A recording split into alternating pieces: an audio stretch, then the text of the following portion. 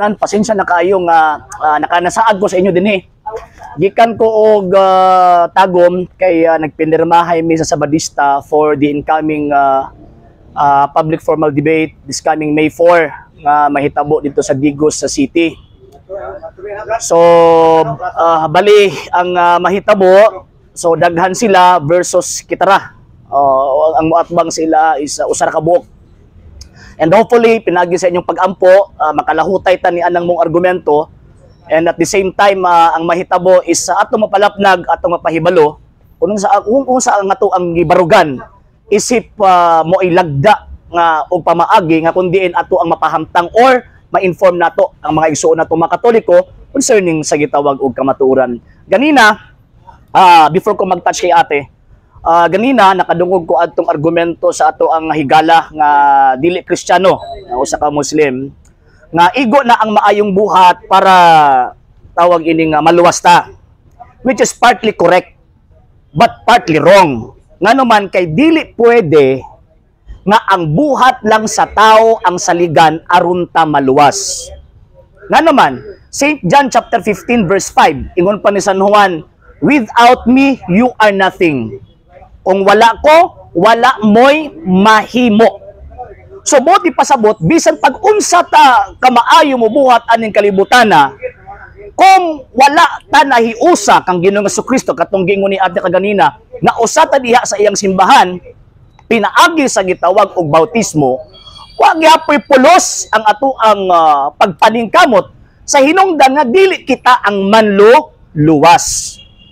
Ang kaluwasan nga gihimo ni Kristo dito sa krus mao ang paghiuli sa relasyon tali sa tao ug sa Dios. Diin ang ato ang guilt after nakasala. Si Adan ug si Eva natangtang kini pinaagi sa grasya sa iyang kamatayon.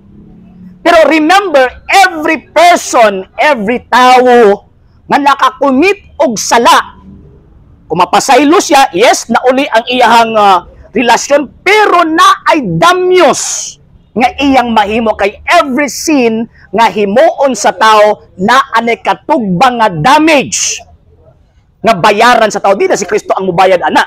Kay human na naman sa dibayad, katong ato ang guilt, iyang gipahiuli pinaagi sa grace kamatayon. So mao nang kinahanglan ang maayong buhat isip pagtubag nato sa kaluwasan, ngano man kay kanang ato ang maayong buhat mao na ang mag-preserve sa grasya nga ato ang nadawat. Murabag panalitan ba kanang gina-example na ko always. Nakakawat ko o nakabuak ko usa ka botelya nga soft drinks. Pagkabuak sa usa ka botelya nga soft drinks, nangayo dayon kog pasaylos tag-iya. Niingon ko, "Madam, pasaylo ako kay nabuak nako ang imong usa ka botelya nga soft drinks." Manuloy-on man ang tag-iya, niingon ang tag-iya, "Walay problema dong. Gipasaylo ta ka. Apan bayari ang imong nabuak." Muna akong giingon nga every sin na ana siya damage. Pero katong actual, personal, kay katong original, wa mo ti damage to. Ang mabot-pasabot na ko, walay tawag anang personal damage na bayaran niya. Nya matangtang to pinaagi sa kamatayon ni Kristo through the sacraments. Mga sakramento. Matangtang to siya. Buti pasabot kadtong butang nga wa gihimo sa bata apan gihimo sa unang ginikanan adol og si Eva, si Kristo ang nagbayad adto. So gipahiuli niya. Pero sabihan mo dako ta nakahimo ta og sala nga anaman tay tawag ining personal nga gibuhat. So every sala nga mahimo natanggal atong grasya.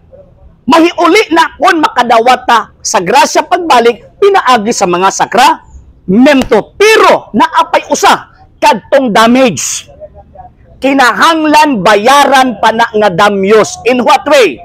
Diris kalibutan na ay spiritual and corporal works of mercy nga himuon in terms of pagbayad sa damage. Unsa man ang corporal works of mercy kanang mutabang ta, magpakaon ta sa mga gigutom, magpainom ta sa mga giuhaw, o mo nang corporal works of mercy. Naa po tay spiritual works of mercy kini ato ang gihimo karon. Spiritual works of mercy kini.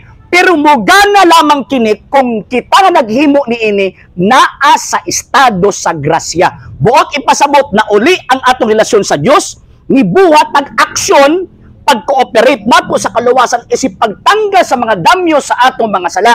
Ni anang panahon na mamatay ta, moadto ta og tawag ining langit. Pero Pero kung wala na itong mabayri ang ato ang damages dinhi sa kalibutan, mga matay ta, nga napasalo na tudaan sa Dios atong mga sala, unya naapatay damage, maunang doktrina sa Iglesia Katolika Apostolika Romana nga naay luna nga gitawag og purgatorio. Didto na dauban ang mga damyos nga atong nahimo resulta sa ato ang gitawag og sala. Tama. So karon, ang mahitabo mga sir, mga ma'am, wala man na sa gawa sa Iglesia Katolika. Wala man na sa Baptist, wala man na sa born again, wala man na sa Seventh-day Adventist. Nga naman, kay sa ilaha, nagsalig lang sila sa grasya anang patuo-tuo. Nganong patuo-tuo man, tungod kay patuuhon lang kang Kristo, luwas na ka. Patumanon na kang sugo, luwas na ka. Ang pagtuman sa sugo, given na sa moral law. Pero mahitabo lang na siya na mamahimong applicable itong kaluwasan kung ikaw ang nagtuman ni ana naa sa estado sa grasya. So, mo na hinungdan nga, importante ang simbahan, importante ang mga sakramento. Kaya kung gawas ka ng simbahan na ingon pa ni Kristo, without me, you are nothing. Kung wala, kuwa mo'y mahimo. So, kung di ka magpasakop ng simbahan na, therefore, you are outside the body of Christ. Kung gawas ka sa lawas na yun ng Kristo, kaysa man mo manuluwas. Kaya ang prinsipyo sa balaang kasulatan kung kinsa gani ang founder, maupod sa ang Savior. Ephesians chapter 5 verse 23, ingon pa ni San Pablo, kay si Kristo ang ulo sa iglesia mo iyang lawas, o si Kristo mismo ang manluluwas sa iglesia nga mao ang iyang lawas. Pero di makasabot. Kanang atong mga amigo karon nga mga dili Katoliko, pangutan-ado na inyo ang mga pastor ug kinsa ilang founder. Mingon sila nga, si Kristo man ang founder, i-verify sa history. Kay ang history dili mamakak. Ngayon sa man, nga kanang mga pundok gawas sa Iglesia Katolika Apostolika Romana, naanay mga nagkadaiyang pundador. Kung naanay nagkadaiyang pundador, so therefore, kanang ilang mga pundador, kanang ilang mga magtutukod, mauna ang ilang Savior. Mo nang niingon ang balaang kasulatan, kining mao mga tawhana na miya, bisan pa gibiyaan nila ang matuod nga dalan. Nganong matuod bang nga dalan lang ilang gibiyaan, kay ang Kristo ilang gibiyaan. Instead, ilang hampon si Kristo, ilan na hinuong gisalikway ang Ginoong Hesukristo. Mo na importante nato sa ato ang pagtuo na atas sa iglesyang gitukod ni Kristo. Kaya ang iglesyang gitukod ni Kristo, outside of that, why grasya? Kung why grasya, wa gyud tay kaluwasan. Okay? So hindi pa po nakapag-follow sa mga pages po natin, i-follow nyo po yung mga pages po natin, RJ Horolanciano II, TV Apolia Punto Argumento page, Kuya Apologist TV page, and RJ's Vlog 2022. And pwede rin po kayo mag-send po dyan ng Facebook stars. And also, sa atin po mga channels, sa hindi po nakapag-subscribe, subscribe po ninyo yung mga channels natin, The Lay Catholic, Apologist International Official, RJ Sano II TV, Kuya Apologist TV, and Barrio Kawayan Religious Forum. And pwede rin po kayo mag-send po dyan ng super sticker, super chats, and super thanks. And maraming salamat po sa mga kapatid mga Katoliko na always pong tumutulong sa programa po natin. Maraming salamat po. Nang dahil po sa tulong at suporta po ninyo, ang programa pong ito, until now, andito pa rin po sa social media. And until din po, nangangailangan pa rin po tayo sa tulong at suporta po ninyo dahil wala po kami magagawa rito mga sir, mga ma'am, kung wala po yung tulong at suporta po ninyo. Sa gusto pong tumulong, sa gusto pong sumuporta, pwede po ninyong ipadala ang tulong at suporta po ninyo sa pamamagitan po ng ating mga account numbers dyan po sa ating pong screen.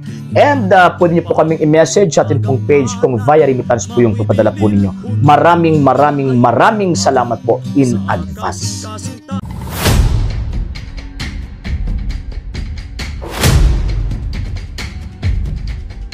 Unsa maning manok sa RCC, sukol dagan man.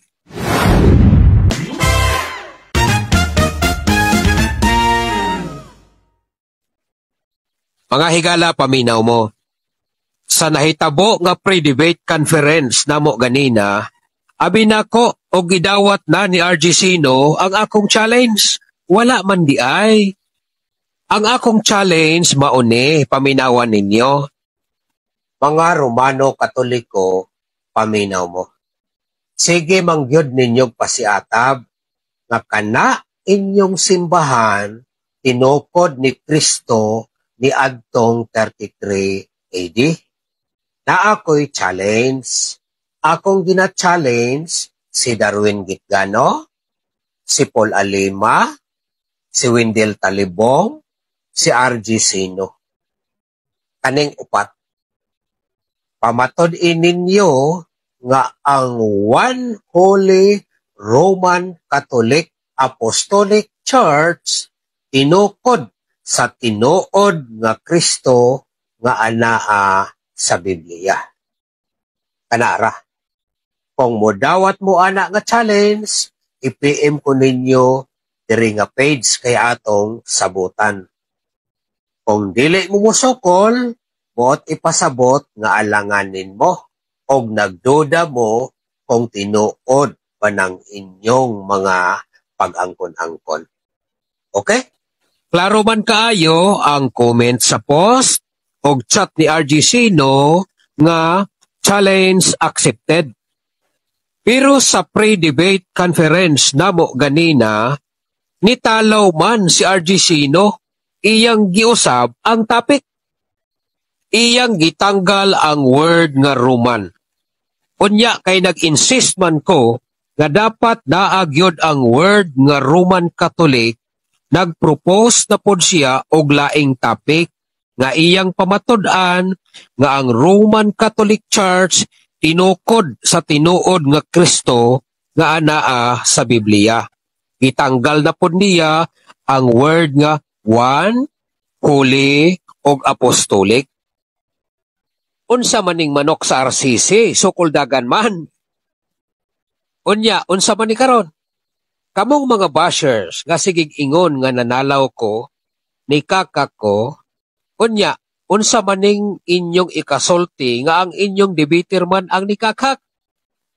Ang akong message kay RG Sino, kung musukol gani, sukol gyud. Ayaw na usba ang tima nga gi-challenge. Maayong adlaw sa tanan.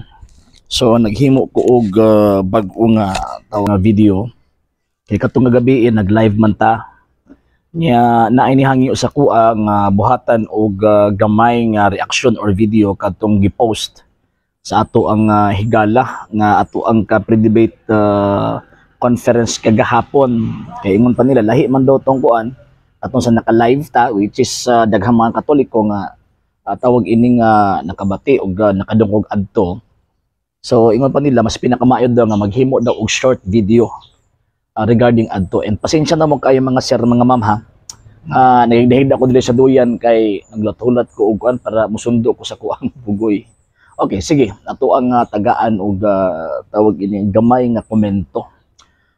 Number one, unya taod-taod is ato ang i-post ang kadtong short clipping sa video gikan sa kadtong video recording nga ato ang record sa panahon sa pre-debate conference. So ang atong higala ingon pa niya nga atras abante daw ta sa gitawag og sa issue, wala oy. Dili ito atras abante, ato lang gi-correct ang term sa topic. Kay lisod lang pug kaayo nga magpamatuod ta og butang nga dili maoy termino, dili maoy tawag ini nga doktrina sa Iglesia Katolika Apostolika Romana. Kung tan-awon ninyo unya ang video, ato siyang gi-correct nga dili pwede nga katong iyang term ang gamiton nga one holy Roman Catholic Apostolic Church ang gamiton kay dili man namo ang official name sa simbahang Katolika. Siyempre ang gi-challenge niya based po sa iya pong tawag ini kauban, siyempre mo barog ta, mo tindog ta, magpamatuod ta based sa teaching nga ato ang gi-claim. Diba? So dili pwede nga moingon ta nga kadto nga term iyang mo beto na pre-debate conference. Sa hinungdan nga dihaan ang panahon na plastaron ang mga pulong, plastaron ang tawag ini mga topics, plastaron ang mga rules, ang venue, ang tawag ining mode sa gitawag og debate sa panahon nga diin magkasabot gid nga magdebate. So kanang iyang giingon nga nitalaw ta sa challenge concerning sa iyang gustong ipakon sa tua.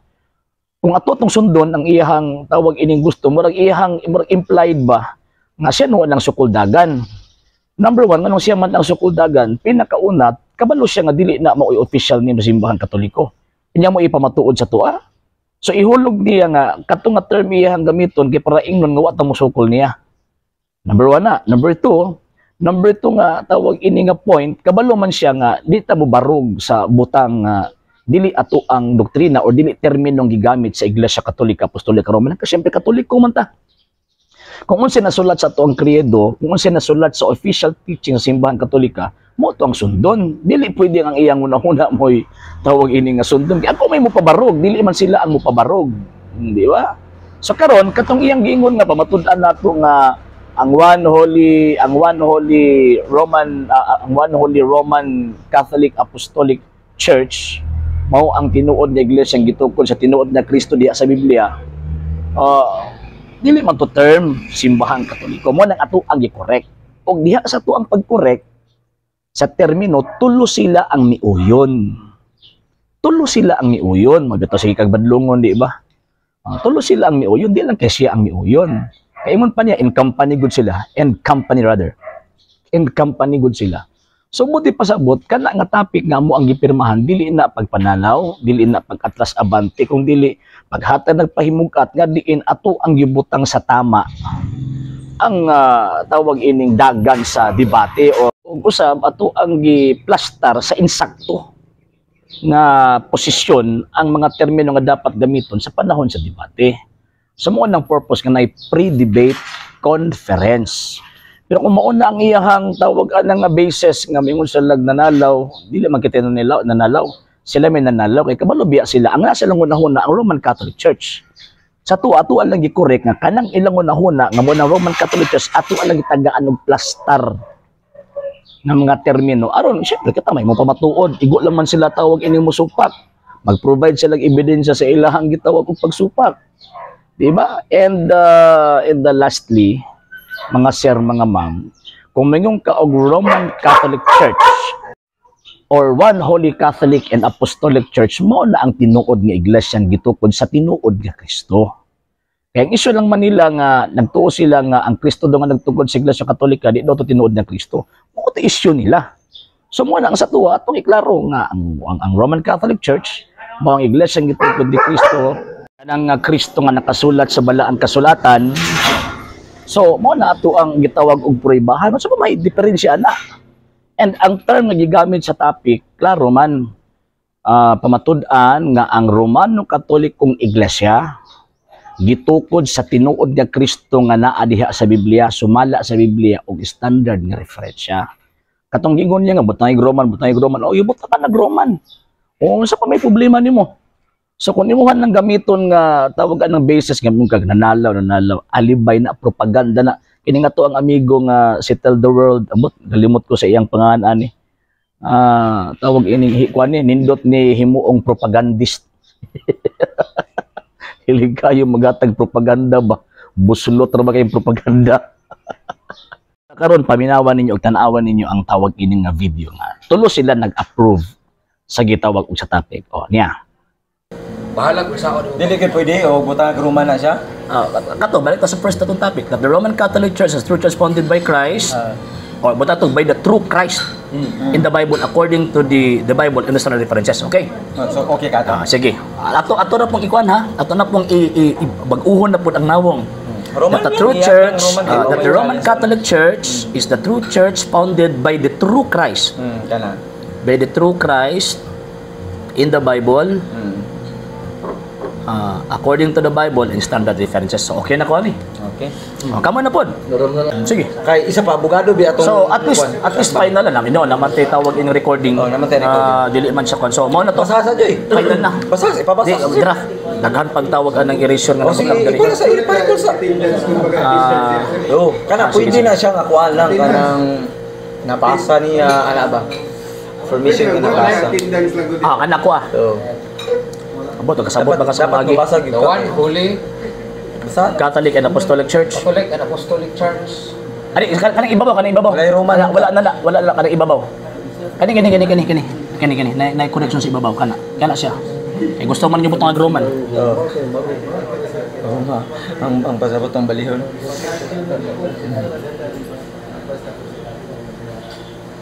That the Roman Catholic Church. Ano na Oh, Diba, ato dito sa naibabaw ba? Naibabaw.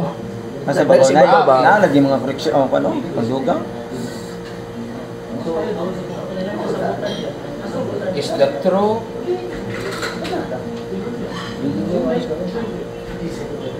Ari ano nila? Ikuha na dugi kita mahuman. So ang metabo is i-retype ni send ako sa imo ha. Nag-agree na tagalina dito sa topic na akong i-challenge. Mo na ni. Uy na tani. Uy na tani. The Roman Catholic Church is a true church founded by Christ. Diba? It's a true church founded by the true Christ in the Bible. According to the Bible and standard references. Challenge ako ha. Muna ko ako challenge ha. Balik-balik Naman na sa video, nakapost mo na sa akong page. Lagi. Mamatundaan ni mo Kato. na ang one Holy Roman Catholic. Dili lagi namo amo ang kwan. Dili Asa man namo imong post i-accept niya be. Dili ba? Asa man imong post i-accept. Dili. Mao bitaw nagplaster ta sa ato ang proposisyon nga same sa objective nga imuhang gisulti. Kay kung moingon ka nga one Holy Catholic, walay Roman nga mabutang. Mo bito ganina ni adjust ko Roman Catholic Church is a true church founded by the true Christ in the Bible according to the Bible and standard references. More mangyapon to imong gisulti.